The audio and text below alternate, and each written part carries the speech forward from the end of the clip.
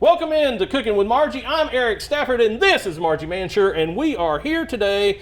She's a dietitian, registered dietitian with the North Carolina Extension. Let me get that in there first. But we're here cooking. Yeah, you got to show off the credentials. And but you have some apples out here. It's fall. We got apples. What's going on? It's fall, yay! And Yay. We are right in the middle of apple season, and you know, apples are the ultimate fast food. You can just pick them up. Well, you have to wash them, of course, which I've done. Or do the chest shine thing. A lot of people. But yeah, and have one. They're so good. Oh yeah. You don't have to do anything to them. Exactly. But there are things that you can put them in, and it's just amazing what all we can do with apples. Okay. So what we're going to do, we're going to start today with a salad because apples are good in salads, and we're going to make an apple slaw. Ooh. Yeah. I don't think I've ever made apple slaw, so that's a new one. Yeah, you're in for a treat. That's a new one. I've just ate the apple. I'm too lazy. I just eat the apple. You can always just eat the apple. I just eat the apple. That's it. And we're also going to make some fried apples, just classic fried apples today, because we have some pork roast in our pressure cooker over here. Okay. And you probably smelled it when you came in. I did. I smell the onions better. Yeah, but you can always smell the onions. I smell the onions. Seems like I always have onions and everything. Oh, no, that's good. Yes, like they add a lot of flavor. But the pork loin and the apples are great together. Yeah. The cooked apples are really good with everything, but particularly pork this time of year. Okay, so starting with the slaw, what I'm going to do is I have a sweet apple. So this is a gala apple. Okay. And to make the slaw, we're usually slaw is like grated cabbage, I guess, or sliced cabbage. So, but instead of doing that, I'm going to cut this apple in what would be called sort of a julienne or a matchstick cut. Yeah. So I'm just going through like here until I get to the core, putting that flat part down. All right, got to keep your fingers out of the way as usual. Exactly. So we're just cutting very thin slices. And did you know that the apple seeds have cyanide in them? No. Yes. Well, that's good to know. It's good to know. I guess there's a reason why we don't want to eat them. We don't want to eat them. Although I think it's I don't know if anyone's really killed themselves. You know, they accidentally ingest one. It doesn't have that much, but yeah, it's like a small amount. It's a very small amount. It's like isn't it apricots or something has arsenic? Yeah, something like that. It's very similar in that center pit. And then sometimes, like pumpkin seeds, we want to cook those up and roast them. So no, they just make me sick. So yeah, except for you don't want to do that. So I've got them sliced, and then I'm stacking them, right? Yeah. So matchsticks. They make little matchsticks like that. They do. Little red ends and everything. So yeah, that's easy enough.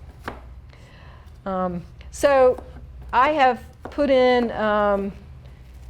2 apples. So this one's they're kind of small. It calls for 2 medium apples. Okay. And while I finish julienning these, if you want to go ahead and put in the other ingredients to that bowl, we can just kind of stir that together. It's very simple. So okay, so we've got we have chopped up cucumber. So like this is like 2 chopped up cucumbers. Okay. So if you want to put combine the whole thing in there? Put the whole thing in there. Put the whole thing in there. So. I just cut that really small. It was a English cucumber, which doesn't really have seeds in it that much. So it's kind of nice. Okay. And then we also have onions that I've chopped up. So you can put that whole thing in there. I used crock pot looking things you got. It's like tiny. Yeah. It's like I feel like a giant. Maybe you are. Maybe I am. Are you jolly? I'm jolly. I'll give you that. See, there you go. I'm jolly, but I think it's more of a Santa Claus kind of thing. Not necessarily a giant. So we've got that's a sweet onion, half of a sweet onion, but it was a very large one. Yeah. Yeah, onions get big this time of year. They do. They're so big. Not as big as some of the pumpkins. I saw this guy sitting on a pumpkin that had won a fair in Germany or somewhere, and it was like a 2,000-pound pumpkin. Oh my goodness. Yes. Some of them can really get big. So we also have celery there. Oh, okay. So I chopped that up. Okay. So yeah, this is really simple. It just involves some chopping. So Got to get your you knife have to have the skills. celery, or is it not necessary? Ha ha. Ha ha. Ha ha. It'll definitely give it a nice crunch, right? That's what celery does. Like the crunch. So look at that. We've got our little matchsticks. We can throw those in there. Let's see what else we have. We have some vinegar. So I just have some white vinegar, and it calls for half a cup. That's a cup, actually. So maybe So you're making me about eyeball half it. of that. This is Eyeball around it. half of that. And you could use white rice vinegar. Actually, it called for white wine vinegar, but Oh, okay. I just have white vinegar, so Okay. I bet it'll be okay. There you go. I think it's All we're right. eyeballing it. So now, all we need to do is stir that around. We'll let Okay. the flavors mesh. Maybe put a little little salt and pepper. salt in there. Yep. Now, how much salt you do? Do you do like a teaspoon, or are you doing like just sprinkling? To taste. Two taste. Okay, so we'll sprinkle then. Well, that sounds like our pork I loins. hear the pig is Whoa. squealing. It's getting ready. It's That's exciting. a ground. Is this a grindy? Yep, the kind grinding. you grind. The kind you grind. All right, so that's simple ingredients for our apple slaw. I've had fresh apples in green salads with nuts before. The little sorry, I poppy like seed that. dressing. That was really nice. So Add some color to it. Are we mixing this up? That's all yes, I'm please assuming. mix it up. Okay.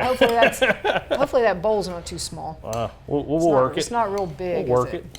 All right, so where you're Work from the bottom. mixing that up, I'm gonna start on the fried apples. Aha. I am getting hungry. I know, right? It's that time of day? It's that time of day, and it's a Friday. Yes. Yes, beginning our feast Beginning for the of the weekend. feast. Our fall feast. Fall feast. So we've got, I've got 1 tablespoon of butter, and I'm going to use 1 tablespoon of oil. Okay. So some people like to use all butter, but I like to use the oil because it doesn't have the saturated fat like the butter.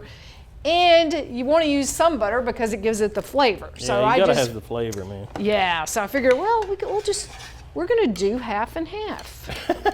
Yeah. Good way to do it. So I've got my handy dandy electric skillet, Uh-huh. but you could just have a large skillet on the stove. Or a wok. I guess you could have a wok. Have a wok with these, because you're gonna be moving you can walk it. moving it around.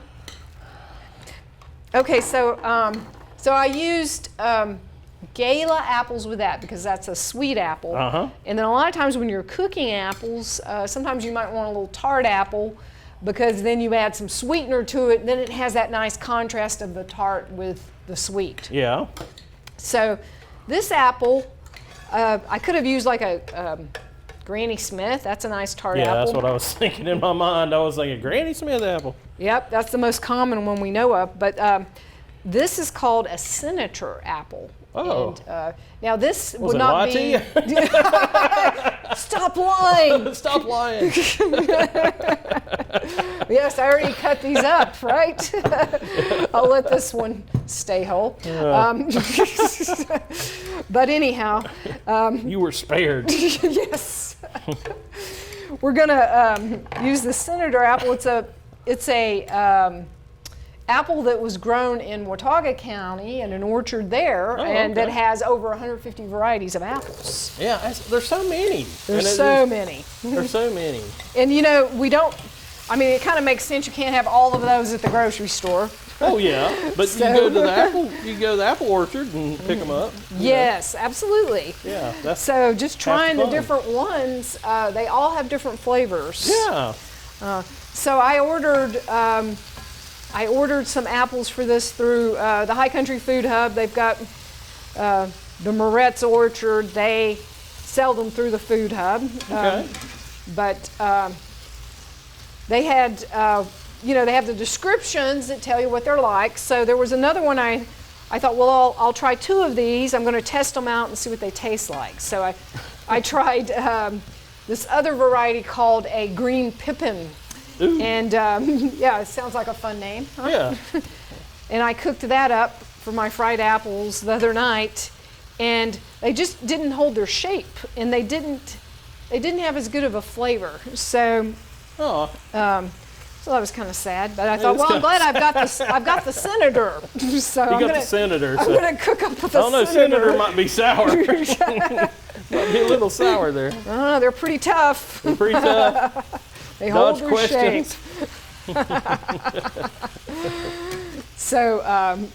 So I'm starting this out, just stirring it, I turned it up pretty high to get it started. And really, this is 6 apples. It seems like a lot more than that when you see it, because that's a big pan. That is a big pan, yep. And so it seems like it's a lot, but they're going to cook down too, because that moisture's going away in it a little bit. It's kind of condensing it, kind of a little bit. It's not drying them out, but So I got this recipe from my apple orchard friend Bill, and this is their recipe for the fried apples. So I was surprised that it only had the 2 tablespoons. Well, there's original recipe had 2 tablespoons of butter, but for 6 apples, that really spreads it out. Yeah. So it's not really that much. Okay, so what we can do is, well, I'll let you measure out. Let's see. We need, we've got 3 tablespoons of brown sugar. Okay. Okay, so I need a teaspoon and a half of cinnamon. Are we putting this in the bowl, or we're putting it all in this bowl? Teaspoon and a half in there. Okay. And then I'll just put it all in together. Yeah. That's nutmeg. That nutmeg. Yeah, cinnamon and nutmeg. And you said how much again? Because 1.5 teaspoons. 1.5. This is where Eric cheats, and he does 3/2 teaspoons. There you go. That's how. That's why you took math, right? Well, so you would know. That's why I failed math. But you got the basics? I got the basics. How much of that math do you really use, right? You just got to have the basics. I thought that, and then I got into TV, and you think, I'm not going to use math in TV. I have to add up everything. How long is this? How long is that? So stay in school, kids. Yeah. Stay in school. I still have to use the math every day. Got to use it with cooking. And then then on top of that, you got to learn military time. Everybody wants it to be, military time. So what now? We need nutmeg, about 1/8 of a teaspoon. So yeah, just sprinkle a little in there, I guess. Oh, okay. I don't know, do we have an 1/8? Oh, we do have 1/8 of a teaspoon. There it is. Sometimes they aren't existent there. Yeah. We have one at home that says just a pinch. I know. I always thought that was funny. Here's your pinch. Here's your pinch. There's that nutmeg. I mean, I didn't realize there was an official definition of a pinch. Yeah, there is a official definition of a pinch. Do we want to mix this up ahead of time? Yeah, we'll go and mix that up, and then we'll just throw that in. And sweeten it up a little bit. Yeah. Those tart apples. Now, did you know apples originated in Asia? Oh, really? Yes, and China grows way more apples than anywhere in the world. I mean, really? Way more. So very, very popular fruit in China. They were grown in northern European countries, and they were brought over, the apple seeds, the apples were brought over by European settlers to the States. So I'm wondering if that Johnny Appleseed, I was wondering when I was getting the Johnny Appleseed. that little tale is true. Yeah, because he did that across America. That's right, just planted them all over. Wore a pot on his head. Had his cooking pot as a hat. All right, you want to just kind of sprinkle that in there? Yeah, I'm like having fun mixing it up because the brown sugar's kind of clumpy, so you kind of that'll spread help. that out a little bit. I might turn that down a little Spread bit. the love. I'll get these 2 cooked. All right, there it goes. Just mix about. Okay, so that, again, that was 3 tablespoons of brown sugar, what, a teaspoon and a half of cinnamon, and 1/8 teaspoon of nutmeg. Yeah. Yep. Oh, wow. That smells good. Yeah, it already is. Like, it just got amped up. It's good now. So it just kind of makes a syrup immediately, right? Yeah, it just that brown sugar just melts and wha-bam. Oh, yeah. Beautiful. Beautiful. Beautiful. So there's so many things you can do with apples. You know, obviously they're great for desserts. People love to make apple desserts, apple pies, apple cobblers. We used to have an apple tree when I was growing up. We had an apple tree, and you would have to dodge them when you mowed, and or pick them up, and then they were great weapons because you throw rotten apples at all the neighborhood kids. And we'd have apple fights. Yeah, maybe that's a good thing with COVID. Maybe kids are doing things like that again because they can't do other things. Yeah. It's so great to be creative when you're a kid, right? Mud pies. I used to make mud pies. Mud pies. We used to go down. There was a little creek. We used to go get clay and like mold clay, make little figurines and stuff. Yeah, that's what makes kids creative as adults, and just all these things that you don't get when you're looking at a screen all the time.